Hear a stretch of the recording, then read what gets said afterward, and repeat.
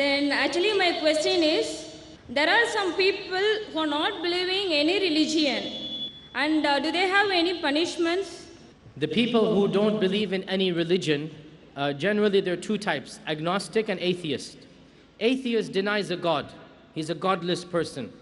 An agnostic says there might be a God, I don't know. And there's a third type as well, a deist, who says there is a God, but the God doesn't care about us. The God has created us and He has left us. These three types of categories, they have rejected the concept of Rabb. Rabb being a God who cares and nourishes and protects. So because they have rejected a Rabb, then they have rejected all the religions, and there is no hope for salvation for them. For the people who don't believe in God, who have rejected God, there is really no hope at all. At least there must be some type of religiosity. And as I said, if a person has not heard of Islam, but they live some type of religious life, there is a possibility that Allah Azza wa Jal might forgive them on the Day of Judgment, based upon their intention.